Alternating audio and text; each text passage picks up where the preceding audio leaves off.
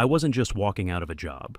I was walking out with his entire house of cards balanced on my shoulders. My name is Nate Ellison. I'm 48 years old. I live in Denver, Colorado, and until 2 hours ago, I was senior systems architect at Apex Stratlog, a logistics software company that made a fortune off optimization systems I built over 14 years. 14 years of designs, iterations, breakthroughs, all of it mine. And yet, here I was, standing in my boss's office while he laughed in my face. "Good luck finding a job at your age, bud," Darren Leeds said, smirking as he sipped his coffee from a gold-rimmed mug that probably cost more than my entire week's groceries. Tech don't hire guys pushing 50 unless they're CEOs. I didn't say anything. Not right away. I just watched him like I was watching a coyote bark at a thundercloud. Loud, cocky, but clueless about the storm rolling in. I had a cardboard box in my hands. My drives, external backups, notebooks, all my logs and build environments were inside. Darren leaned back in his chair like he'd just told a great joke. His suit was some tailored Navy thing that probably had a name, like the Lexington or some crap. He always wore those. Thought they made him look powerful. "Let me guess," he said, smirking. "You finally realized you peaked here, huh? Thought you'd leave before the floor drops out? Not the worst move, honestly. But you should have talked to me first. We might have found you a comfortable landing spot. Something advisory, maybe." That's what he always did, talked in loops of nothing. Advisory meant being shelved until you quit. Darren was all about optics, flashy titles, big words, zero depth. Called me his operations guy in front of clients, like I was some IT technician he kept around to fix printers. "You want to know what's in the box?" I asked. He blinked at that, like it hadn't occurred to him to care. "Excuse me?" "In the box," I repeated. "Logs, dots, backups, test environments, code snapshots, iteration sets, essentially my work." His smile faltered a little. "Uh-huh. And you think you can just walk out with that?" I nodded. "I know I can. See, 5 years ago during the audit, we revised the company's IP policy. You remember that?" He said nothing, just stared. "You had me write it, legal reviewed it, you signed off without reading a word. I made sure version control data created off hours and off site wasn't classified as company IP unless explicitly flagged." His mouth opened, then closed again. Color drained from his face like water from a cracked pipe. For a guy who always made a show of being in control, he suddenly looked very much like a man sitting in the wrong chair. I don't think that holds legally." "It does. I checked. Twice. With outside counsel." I wasn't mad. Not anymore. I was beyond that. This wasn't a tantrum or a power play. It was precision. Everything he thought he controlled had already been re-weighted, re-indexed, and recalibrated. And he didn't even know it yet. "You can't just walk out with all that," he said again. But this time, it was quieter. Not angry, not bold, just desperate. I set the box on the floor and rested my hands on the top. "You've been calling me your operations guy for years," I said. "Told clients you came up with the Axion neural stack. Told investors you were the one who optimized the express loop. I built those systems in my garage because you wouldn't fund them. Every single one. While you were off playing golf with the board." He shifted in his seat like it was getting too hot. That chair, big, leather, absurd, had always been his throne. I used to joke it probably cost more than my first car. Not anymore. Now I was looking at it for what it was. Temporary. "You're gonna regret this," he said quietly. "I don't think I will." I bent down, picked the box back up, and turned toward the door. Just as I reached the threshold, he found one last ounce of bravado. "Where are you even going, huh? You don't have anything lined up. And even if you did, they're not gonna pay Apex's guy more than I did." I paused, turned just enough so he could see my face. "I'm not Apex's guy anymore." He tilted his head, confused. "I'm Ardent's," I said. "As of last week." The silence hit like a slap. "You... what?" I smiled.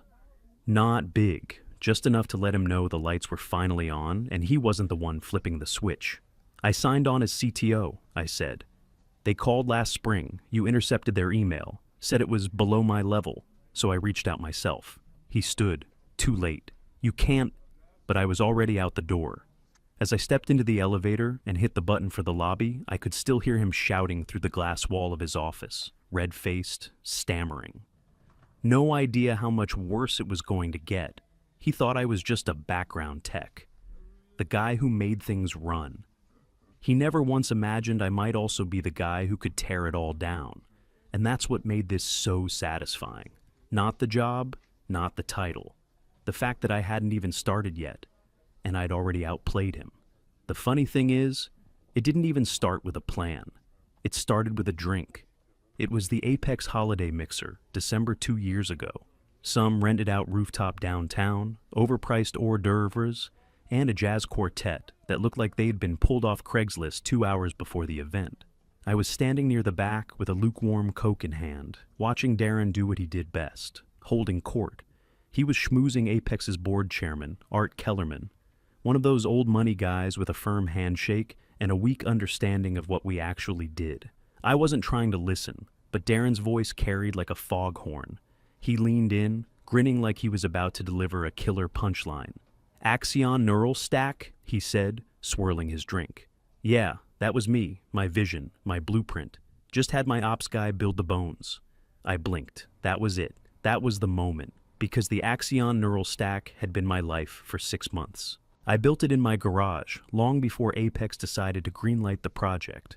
I ran power cables through my laundry room to keep my test rigs running overnight. I spent weekends fine-tuning loop handlers, trimming weight from the learning model so it could run hot under simulated delivery stress. Darren had never seen a line of that code, and yet here he was, claiming the patent as his brainchild, reducing my contribution to the bones. That night, something in me snapped, not emotionally, but strategically. I stopped thinking like a builder and started thinking like a saboteur. Back at home, I opened a new encrypted folder and started compiling emails, time-stamped threads showing early concept drafts, diagrams, and feedback loops with engineers long before the project even had a name. Git commits, each with my handle, my terminal ID, and metadata proving my ownership. Slack messages, private channels where Darren's only input was, "Looks cool, can we make it sexier?" Meeting notes, summaries I'd kept, because I'm the kind of guy who documents everything. Piece by piece, I built a ledger, not just of code, but of the story behind it. A quiet, methodical dismantling of Darren's fiction. Then I did something I probably should have done years earlier. I reached out to Martin Webb. Martin was VP of R&D at Ardent Systems, Apex's biggest competitor and Darren's personal boogeyman. He'd been trying to poach whoever was really behind Apex's edge for years. Problem was, every time a recruiter email came in from Ardent, it somehow never reached me. I only found out about that little detail when an engineer in HR quietly told me Darren had a gatekeeping filter set up to screen all external inquiries to senior staff. So, I bypassed the inbox entirely. I emailed Martin directly from a Proton Mail address. We met for coffee that Friday. Martin was sharp, ex-technical himself, before going corporate. When I showed him the documents, his expression changed. "You're telling me this entire stack, Axion, the preload model, the cascade balancing, all of that was you?" "All of it," I said, start to finish. He didn't blink. "You want a job?" "Not just a job," I replied. "I want a seat at the table, and I want these patents under the right name." That got his attention.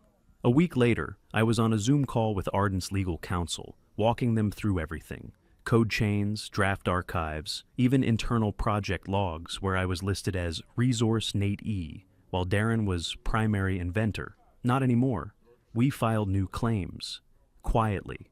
The legal team said it would take time, but the foundation was solid. Meanwhile, I stayed put at Apex, acting like nothing had changed. I kept coding, kept smiling, kept handing Darren just enough to keep him comfortable, but never enough to see what was really coming. Every system I touched after that, I documented twice. Once for Apex, once for me. And in every commit, every notebook, I layered traceable markers, encryption fingerprints, unique build tags, timestamp offsets. So, when the storm finally hit, there'd be no mistaking who wrote what. And here's the kicker. The one thing Darren never anticipated. I wasn't just building code anymore. I was building a story, a narrative, a case, one that would be impossible to untangle once the lights came on. And those lights, they were coming sooner than Darren thought. 3 weeks from that day, Apex was headlining a global tech summit. Darren had bragged to everyone that he'd be giving a keynote on next-gen optimization frameworks. The deck was already in motion. The invite list was public. The live stream was locked in. Only this time, I wouldn't be writing his script. He'd be stepping on that stage alone, surrounded by people who thought he was a genius.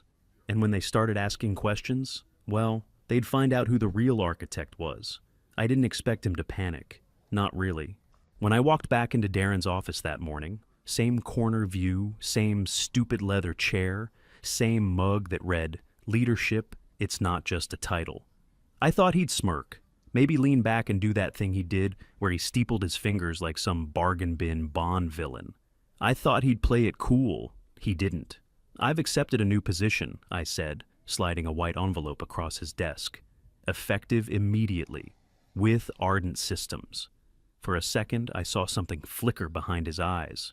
Confusion maybe, then disbelief, and then pure, unfiltered dread. "Ardent?" he echoed, like he'd just heard a dirty word.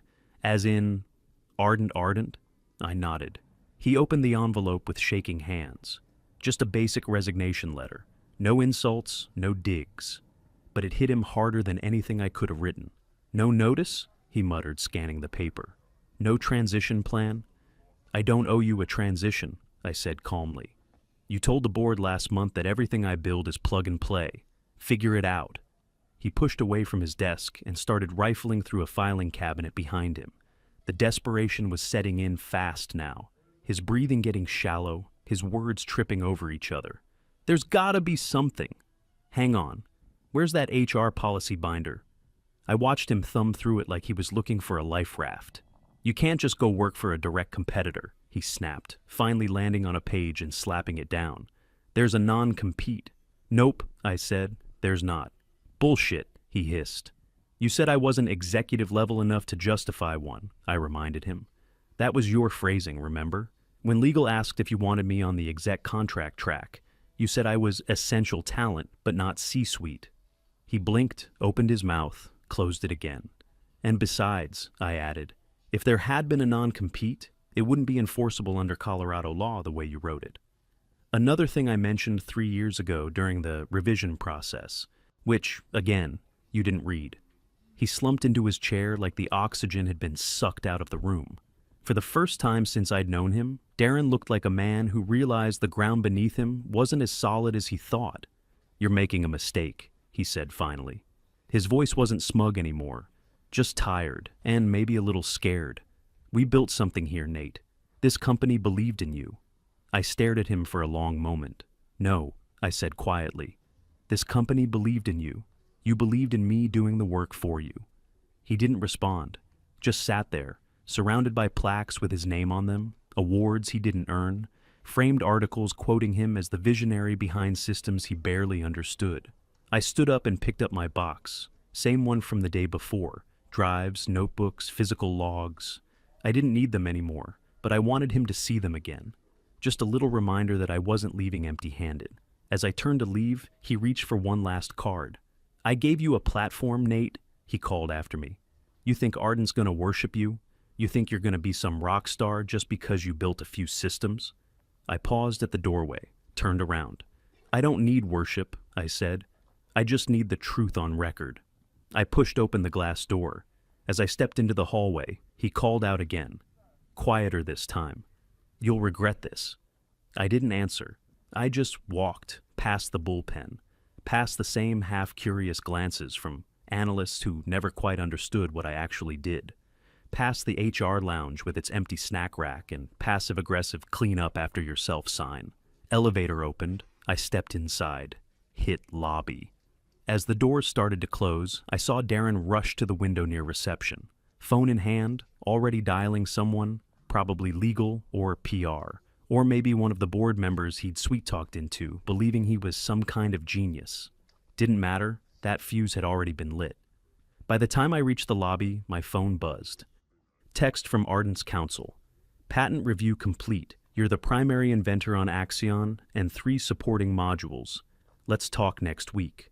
I read it twice, then smiled. Not the polite corporate kind I'd been trained to wear. Not the forced corner-of-the-mouth version I used at investor meetings. A real smile, the kind you feel in your spine. Because the truth was, the real revenge wasn't quitting. It wasn't getting a better job, or the title, or the pay bump.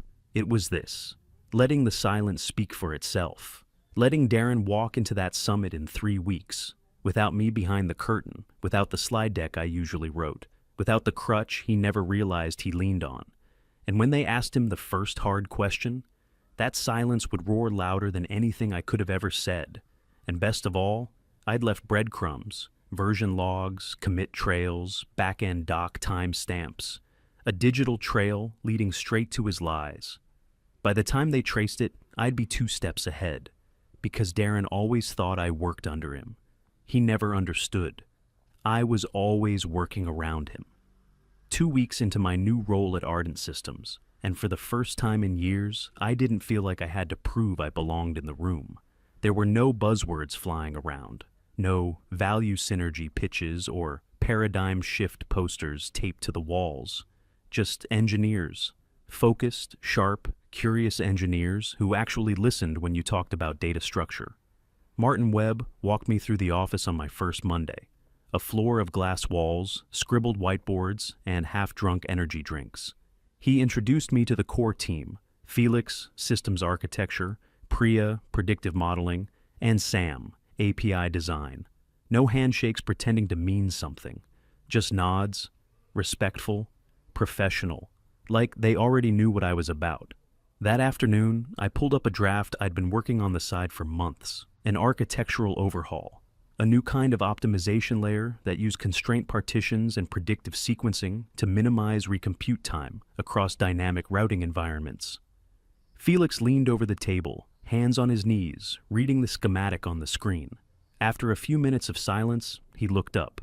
"This makes everything else look 5 years behind," he said flatly. Then he smiled. That was the moment I knew I was exactly where I needed to be. Over the next 10 days, I walked them through everything.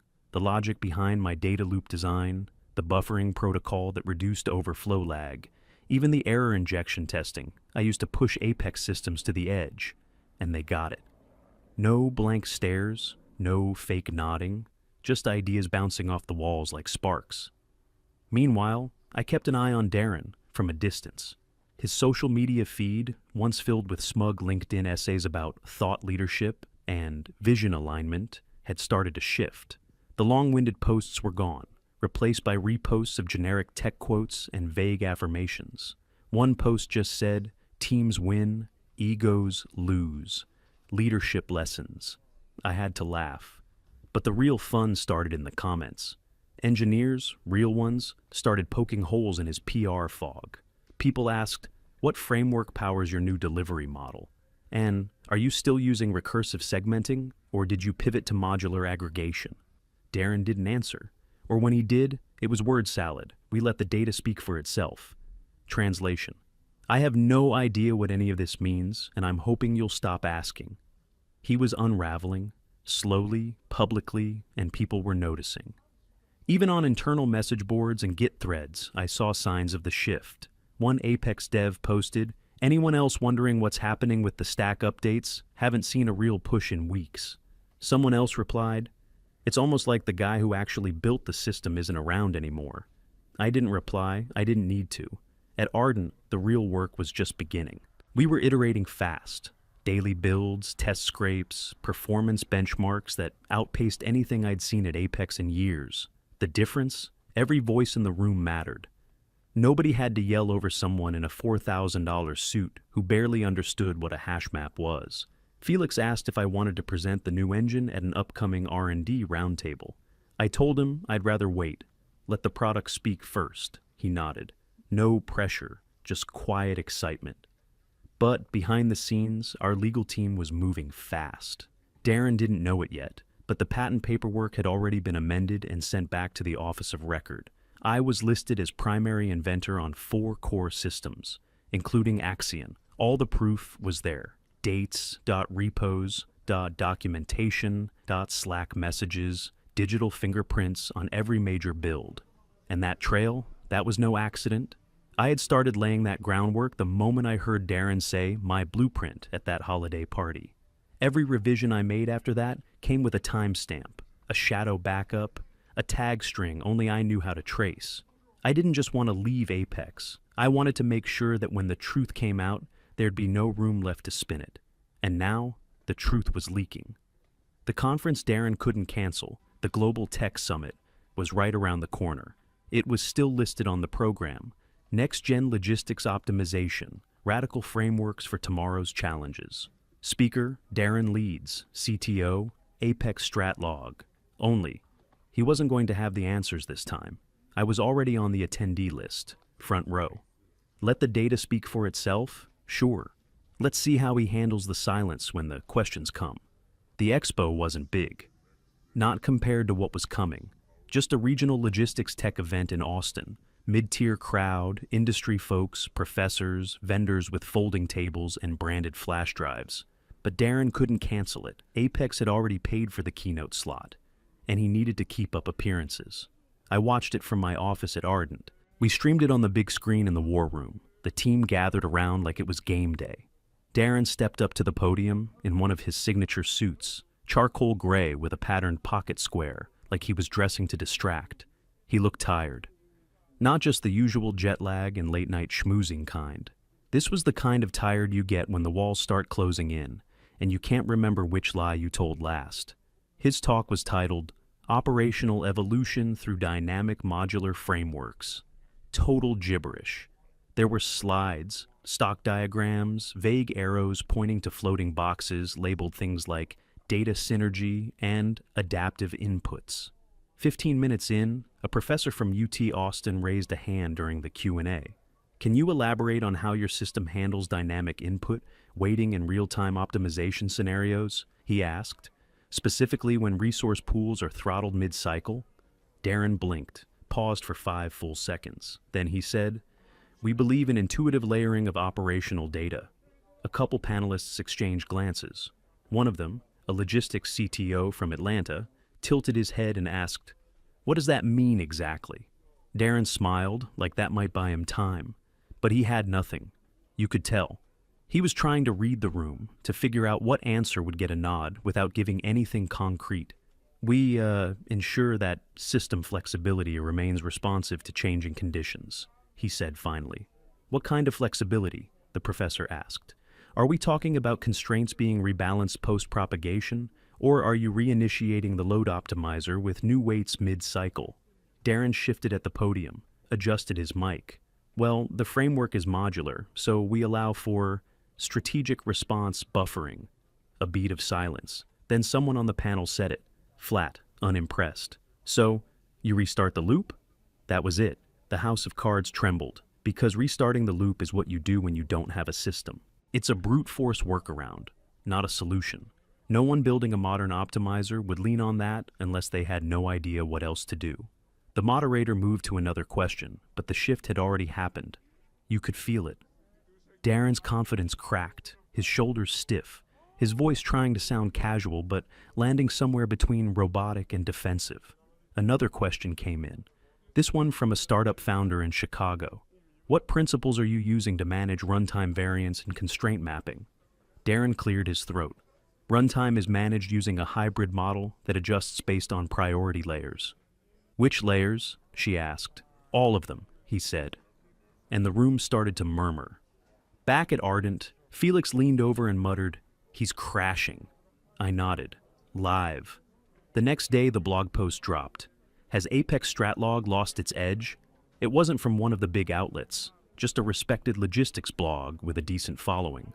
But it spread fast. The author outlined how vague Darren's answers were, how his terminology kept shifting, how he offered zero technical detail during the entire session. Then came the thread on StackNet, a community site for engineers and system builders. Someone posted a side-by-side comparison of Darren's past talks with real patent filings. Comment after comment piled in.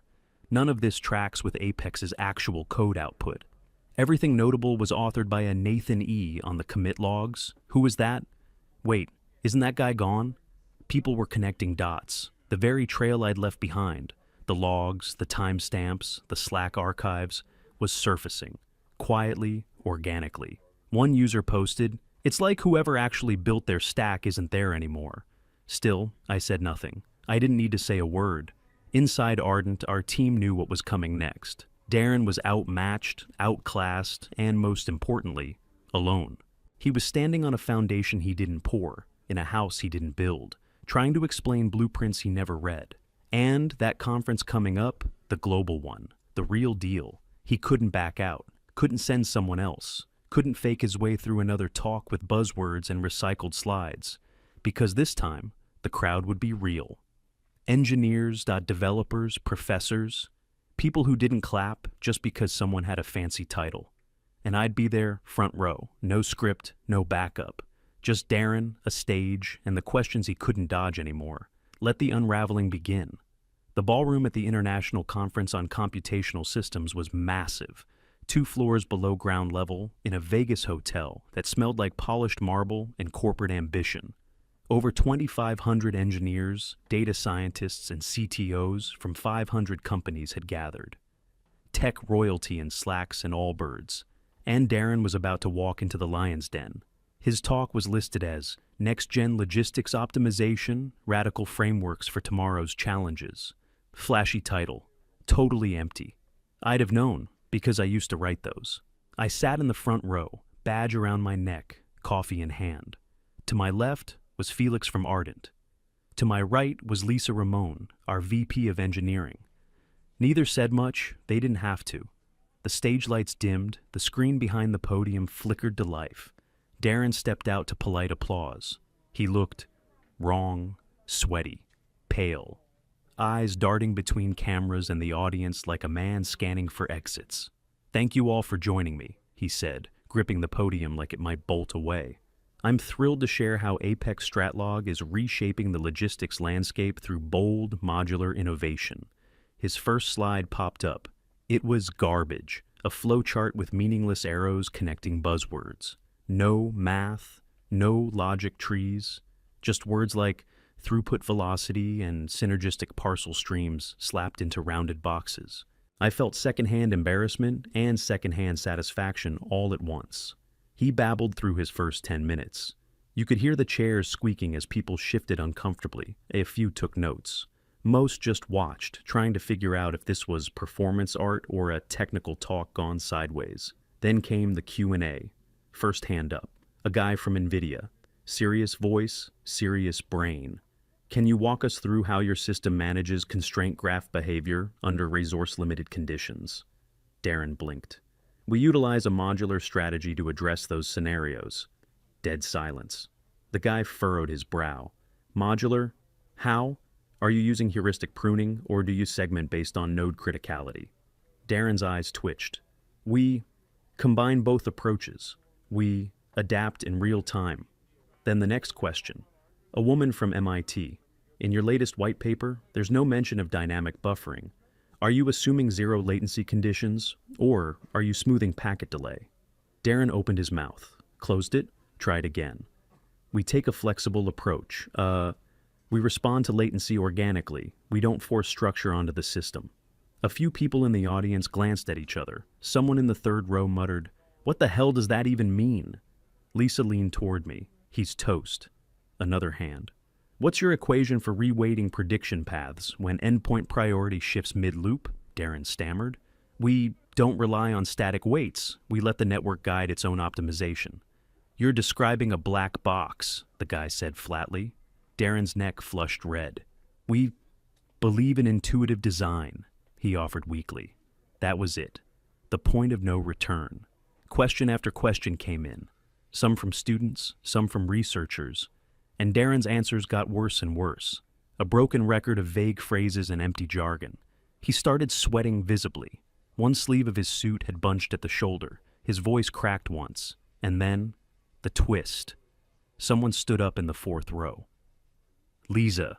She took the mic from the aisle usher. The whole auditorium turned. "I think I can clarify," she said. Calm, composed, deadly. Darren froze, like he was seeing a ghost. He recognized her. Of course he did. They'd met at investor mixers, though he never remembered her name. She turned slightly and gestured toward the front row. I'd like to introduce you all to someone. This is Nathan Ellison, Chief Technology Officer at Arden Systems, and, until recently, the architect behind Apex Stratlog's optimization framework. Gasps audible. People craned their necks. The cameras shifted focus. A wave of whispers rippled through the room. I stood up, walked toward the stage. Darren didn't move. I took the mic from Lisa and turned to the crowd. Good afternoon, I said. Let's talk constraint splitting, latency buffering, and polynomial reductions using adaptive cycles. The next 15 minutes weren't about revenge. They were about truth, clean, hard, undeniable truth. I pulled up slides from my laptop, real slides, architecture flows, regression metrics, live simulation graphs. The stuff engineers dream of. I broke down our new runtime segmentation layer, showed failure maps from Apex's legacy build and how we'd resolve them. Quoted equations, explained why priority inversion was killing performance in Apex's routing algorithm. Every question, I answered. Specifics, real terms, no fluff. And when I finished, the crowd stood, all of them. Applause loud enough to drown out the voice in my head that had doubted this would ever happen. Then Lisa took the mic again. One final question, she said, turning back to Darren. Would you care to explain why someone else was presenting your work for the last 14 years? He didn't answer. He couldn't. And in that silence, everything shifted. Because the collapse wasn't loud, it was surgical. I stood behind the podium, mic clipped to my collar, the hum of the room settling into total stillness. The moment Lisa introduced me, Nathan Ellison, CTO at Arden Systems, the entire ballroom had shifted. Eyes darted from her to me, then back to Darren, who looked like someone had pulled the rug, the stage, and the air out from under him all at once. He hadn't moved, still frozen beside the big Apex banner, like a man waiting for someone to shout, "Cut," and call it all a prank.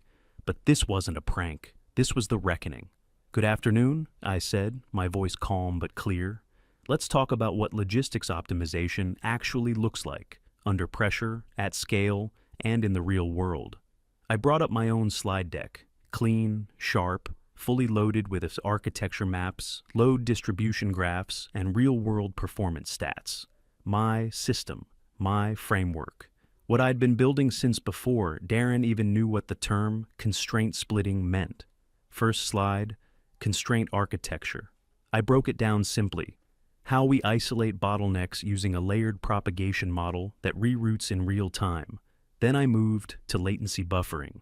Our approach to reducing jitter in unstable bandwidth environments without sacrificing output speed.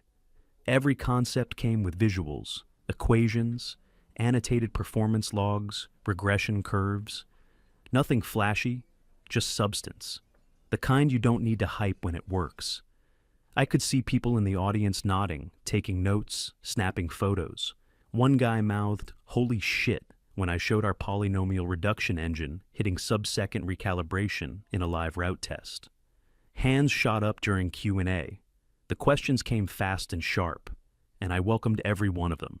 What about high-frequency input variance across multi-zone coordination? Adaptive cycles. We reweight using real-time latency and stochastic feedback models. I can show the math if you want. Someone asked about edge node decisioning during peak delivery congestion. I gave him 3 layers of fallback logic with failover triggers. Every answer landed. Behind me, Darren still hadn't spoken.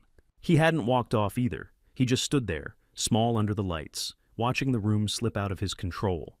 Then came Lisa. She stepped back up to the mic. "I think we've seen enough to answer the original question," she said. "But I've got one more. Darren," she paused just long enough for the silence to stretch taut. "Would you care to explain why someone else has been presenting your work for the last 14 years? That was it. Not a yell, not an accusation. Just a question, simple and direct. Darren opened his mouth, but nothing came out. You could see the gears grinding behind his eyes, looking for a lifeline, something, anything, to say that would explain away everything the room had just seen, but there was nothing left to say. Because here's the truth. The silence of a man caught in a lie is louder than any microphone. I didn't gloat, didn't throw insults. I just looked at him. That was enough. The audience looked too. They saw him not as a leader or an innovator or even a fraud, but as a man who had nothing left to offer. And then came the flash. Journalists in the back of the room had been quiet until then, recording, scribbling notes, whispering to each other. But now phones were out. Cameras clicked, tweets were flying. Someone near the aisle leaned over and whispered, "This story's gonna blow up Monday morning." I nodded. They weren't wrong. By the time I stepped down from the stage, people were standing, not out of politeness, but real respect. Engineers, architects, CTOs, people who lived and breathed this world, were on their feet. Darren tried to slip out through the side curtain, but a couple of reporters spotted him and followed. I didn't watch. I didn't need to, because this wasn't just the collapse of a lie. This was the moment truth took the mic, and I wasn't going to let go of it again. Darren tried to spin it, of course. In the post-conference interview, one of those slick backroom setups with a sponsored mic flag and a nervous tech journalist, he leaned into the camera with that old fake confidence and called it a collaborative environment with fluid ownership. His exact words, "You know, when you build innovation at scale, credit becomes a shared currency. We all bring value." I watched the clip with the Ardent team in our lounge. Felix nearly choked on his iced coffee. Lisa just shook her head. "Credit becomes a shared currency," she said. Deadpan. He should put that on his tombstone. But the spin didn't work. Not this time. Within 24 hours, the first domino fell. One of Apex's biggest clients, a global freight company, announced they were suspending their contract pending internal review of development leadership credibility. I'd worked on that account for 2 years. They knew exactly who wrote the system they relied on, and now they knew where I was. By the end of the week, 2 more clients paused engagements. Apex's stock dropped 31% in 5 trading days. And for the first time since I could remember, Darren went quiet. No LinkedIn posts, no keynote announcements, no press releases, just silence. Then came the legal action. The IP firm Ardent retained, Real Killers, No Fluff, filed to revise 6 patent records. They listed me as the primary inventor on every system that had been marketed under Darren's name. Axion Neural Stack, Path Logic Core, Redline Runtime Framework. All of it. The documents included everything: commit logs, Slack transcripts, internal emails, Git timestamps, even Darren's own text messages that read, "Nate will take care of the build. I'll package it." The patent office accepted the complaint for review within 48 hours. That's when Apex went into PR lockdown. No updates on their homepage, no social media activity. Their careers page disappeared completely. 2 weeks later, I checked the executive bio section on their website. Darren's name was gone. No announcement, just wiped, like he'd never existed. But the final hit didn't come from a lawyer or a journalist. It came in an envelope. It was a plain white letter, no return address, postmarked from Chicago, where I knew Darren lived. I opened it at my desk, half expecting it to be some cease and desist last gasp. It wasn't. It was handwritten. Careful, cursive, tight spacing. The kind of penmanship that felt like it took effort. I told myself for years that I deserved the credit because I could sell it, but you were the one who built it. I'm sorry. Darren. No salutation, no closing, just that. I read it twice, then set it down. I wasn't angry. Not anymore. He had finally told the truth. But the timing didn't change the outcome. You don't get absolution after the market crashes and the spotlight moves. You don't get to rewrite history when you're the reason it needed rewriting in the first place. At Ardent, things had shifted fast. After the conference, our demo requests tripled. Recruiters stopped sending feelers and started begging. Clients I hadn't talked to in years reached out directly, congratulating me and asking about Ardent's roadmap. We had meetings with Fedship, Translogix, even a European supply chain think tank that wanted to license our predictive engine for city routing models. But the part that hit me hardest, our junior engineers started copying me on their builds. Not for sign-off, but just because they wanted my eyes on it, like they saw me not as the operations guy or the backroom coder, but as someone who mattered out in front. Felix started calling it the Nate effect. Martin Webb pulled me aside one day after a team sync and said, "You know what your real revenge was? You made it undeniable." And he was right. I didn't burn Apex down. I just stepped out of the shadows and let the lights do their job. Now, Darren was gone. Apex was bleeding. And Ardent? We weren't just playing catch-up anymore. We were leading, and I wasn't in the background this time. I was the face of it. 6 months later, I stood on the same stage where Darren had unraveled. Only this time, the seats were full for a different reason. I wasn't here to cover for someone. I wasn't writing scripts behind the scenes or debugging someone else's demo last minute. I was the keynote, the closer. The name printed in bold at the top of the program: Nathan Ellison, CTO, Ardent Systems. Constraint harmony. Designing the next leap in predictive logistics. I adjusted the mic, looked out over the crowd, some familiar faces from the last conference, some new, and felt that quiet, grounded thing in my chest again. Not nerves, not ego, just certainty. "We've spent years treating optimization like it's a fixed formula," I began.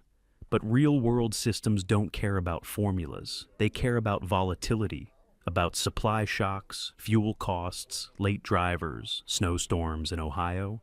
And if you want to beat the chaos, you don't predict the noise. You learn to adapt faster than it can spread. Slide 1 lit up behind me. A full breakdown of our hybrid engine, the one we'd been building at Ardent ever since the dust settled. Predictive layering fused with real-time adaptive rerouting. No buzzwords, just solid design. Something Apex could never have imagined, let alone shipped. I walked them through the stats. 83% reduction in route planning time, 47% improvement in delivery precision under unstable conditions, more than double the recovery rate after input disruption compared to industry benchmarks. But the numbers weren't the story. The real story was who built it and how. "This system wasn't made by a lone genius in a garage," I said, smiling a little. "It was built by a team of engineers who respect each other, challenge each other, and," I pointed at the back row where Felix and Lisa were seated, "actually know how to listen." I paused there. Let that hang.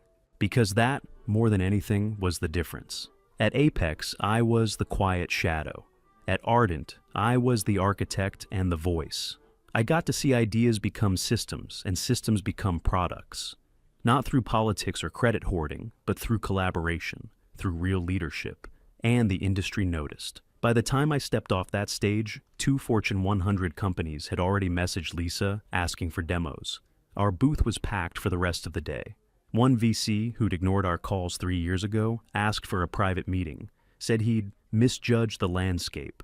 I almost laughed. Back in the green room, someone handed me a bottled water and said, "You just made Apex look like an old fax machine." I didn't argue. Later that night, after the applause faded and the cameras shut off, I sat at the hotel bar with Felix and Lisa. We didn't talk much at first, just sipped bourbon and let the weight of everything settle. "You realize," Felix said eventually, "you've gone from being the guy behind the curtain to the guy everyone's quoting tomorrow." I thought about that for a second. "No," I said. "I think I just finally stepped out of the wrong room." We toasted to that. And here's the thing no one tells you about revenge. It's not always fire and fury. Sometimes it's just doing the work.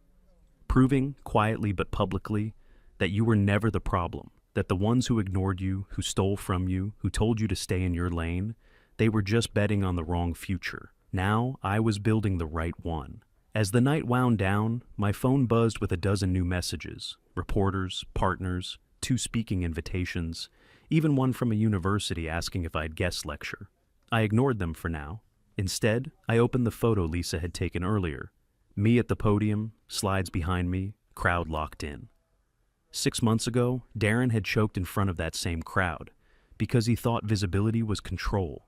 What he never understood was that visibility without substance is a trap, and I had all the substance. It took 14 years, 3 job titles, a pile of stolen credit, and 1 spectacular collapse. But I was finally here, not just in the room, at the front of it.